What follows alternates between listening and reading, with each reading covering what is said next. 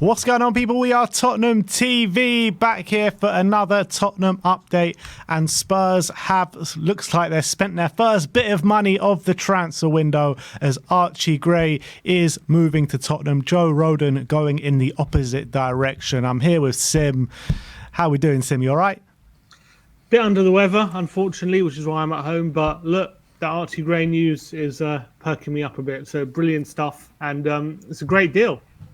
Yeah, absolutely. If we bring on the phone, we'll see how it played out this morning. We brought you the news yesterday that the deal was set to be underway. But Adam Pope of the BBC Leeds correspondent said that Spurs are closing in on a deal around 40 million for Archie Gray after activating the release clause and meeting the demands regarding the structure.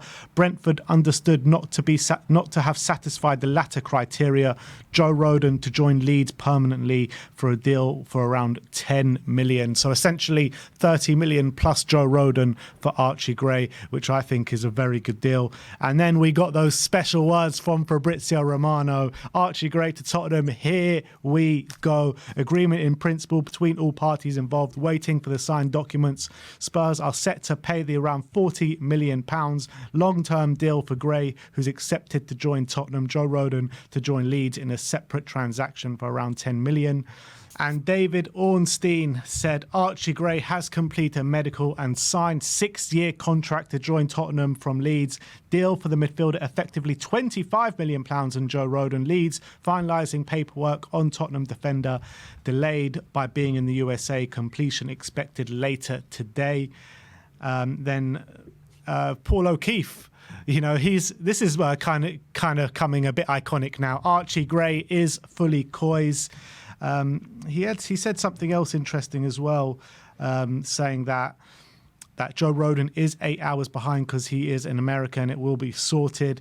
And he said somewhere along the lines, I can't find it now, but he said media duties are currently being done right now.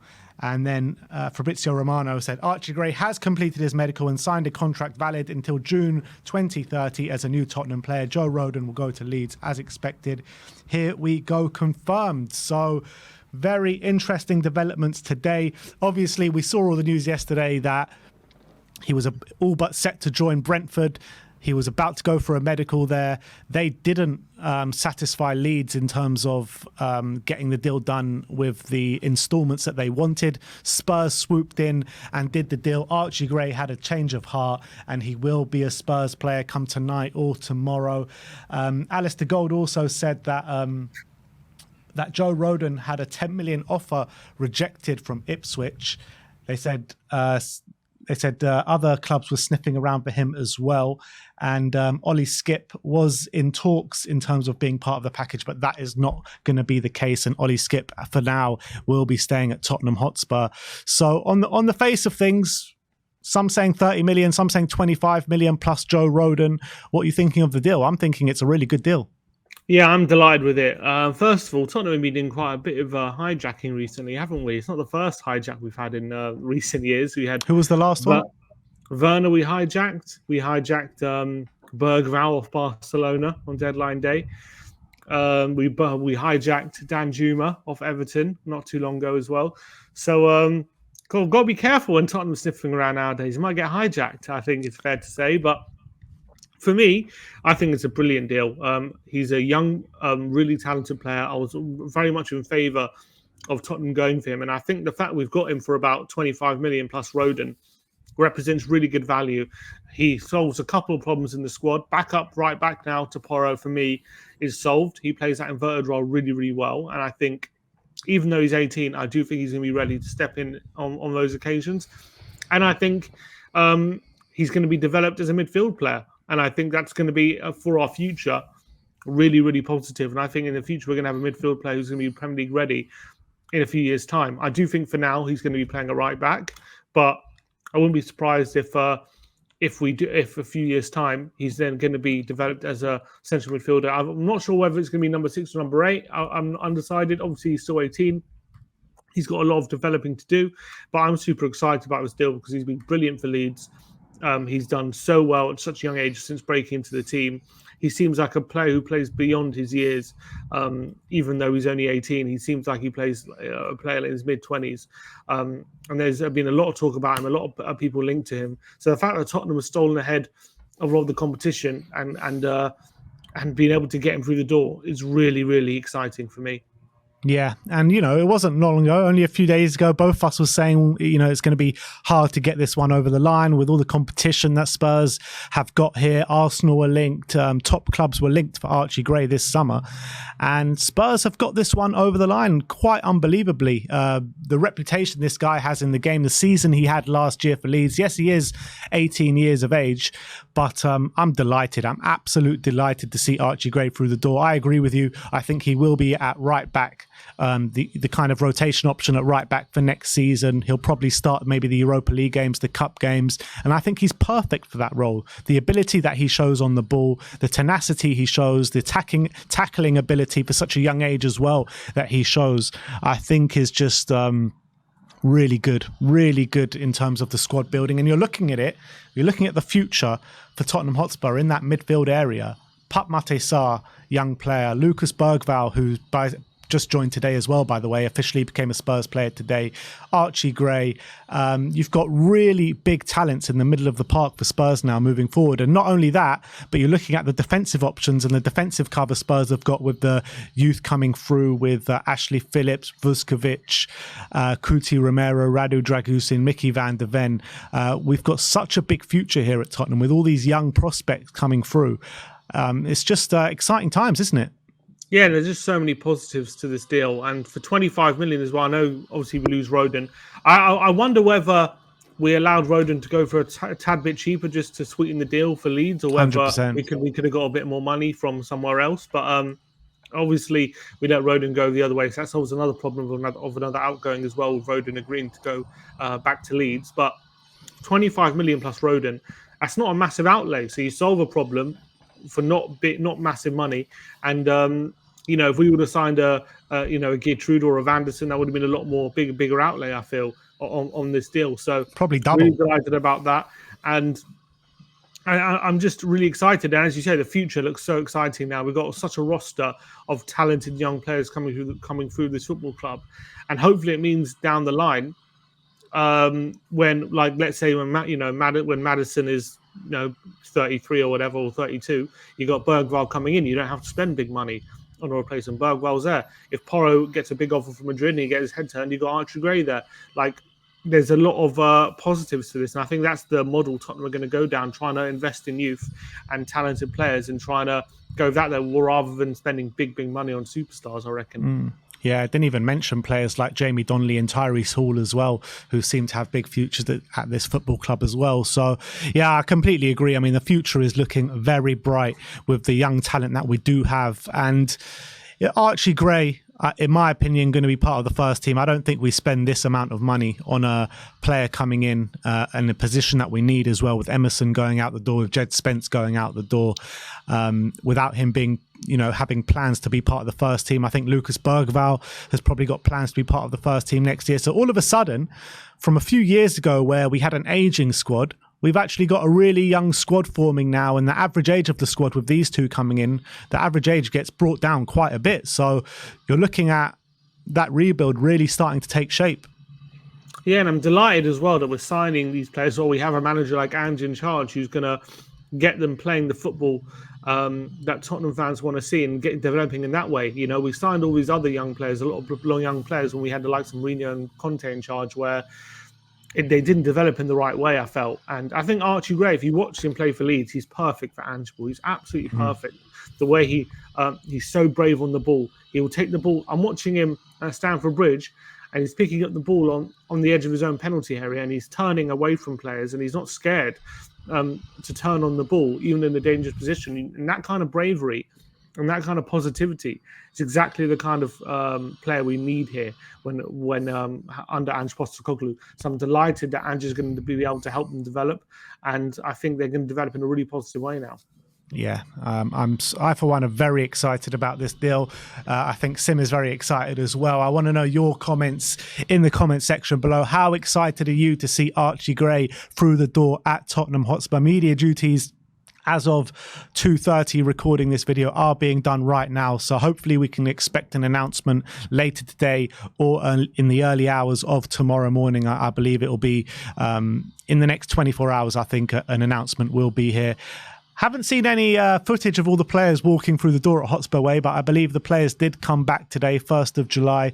So exciting times. Pre-season is back among us. Archie Gray, it looks like, well, I was about to say our first signing, but it's actually our second signing, seeing as Timo Werner came in on loan as well. So hopefully the transfer window can kind of get rolling now.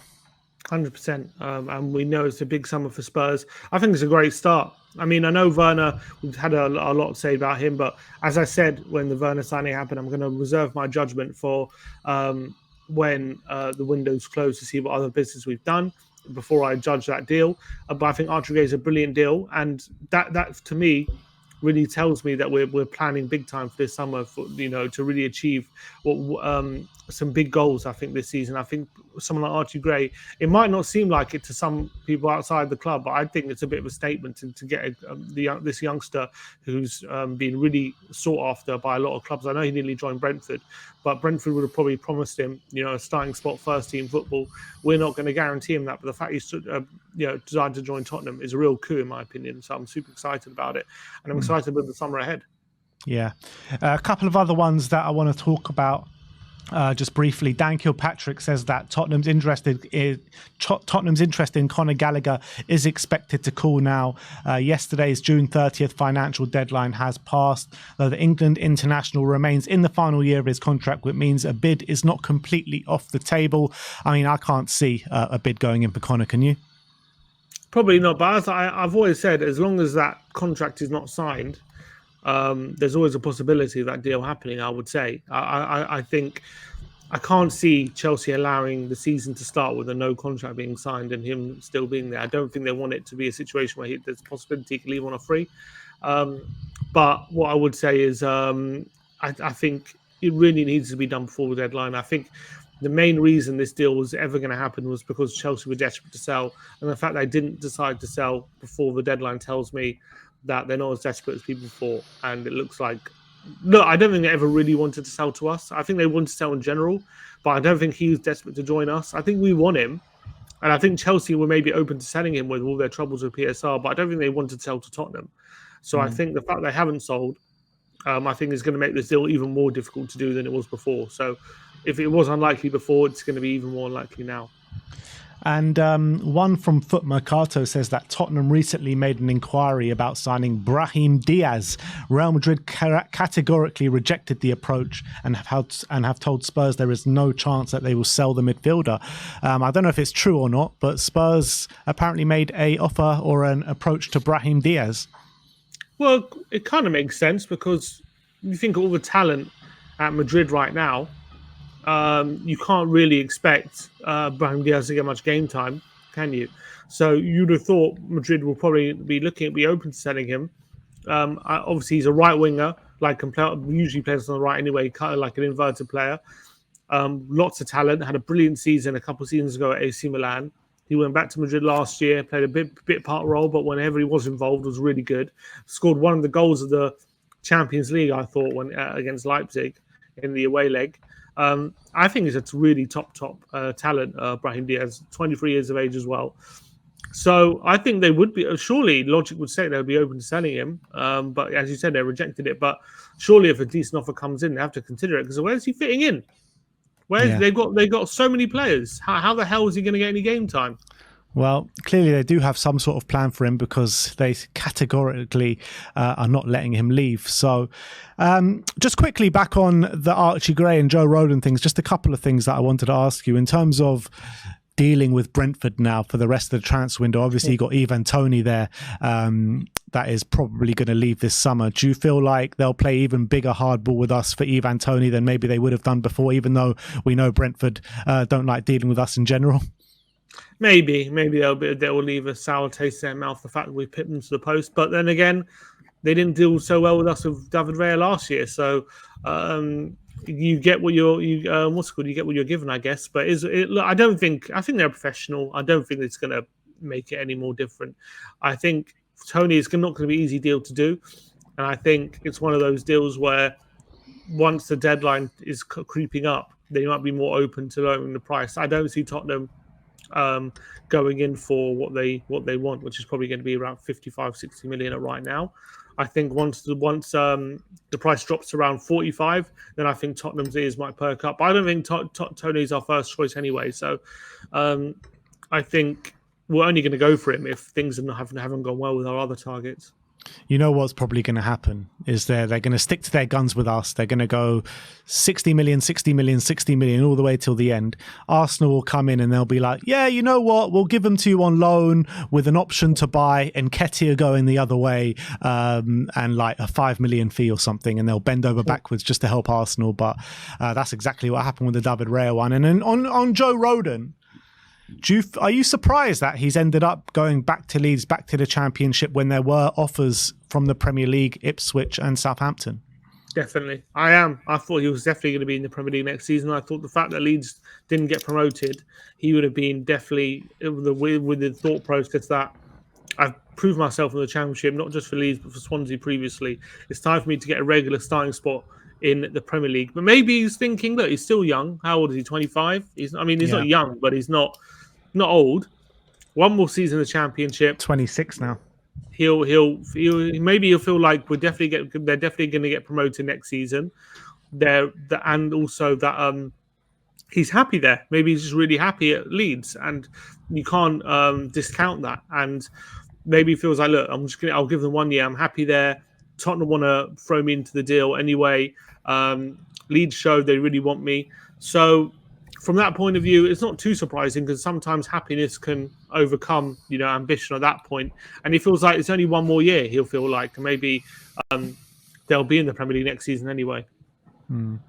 All right, well, there you have it. That is the transfer stories for today. Archie Gray to Tottenham. Here we go. Those lovely words from Fabrizio Romano. It's great to get our man through the door. And it's one that just really came out of nowhere. I mean, there have been links, but nothing serious. And Spurs have got their man. An announcement will happen, hopefully, in the next 24 hours. So we'll bring you that as and when that does happen. But thank you, everyone, for joining us today. Like, subscribe, and comment. And as always, come on, you Spurs.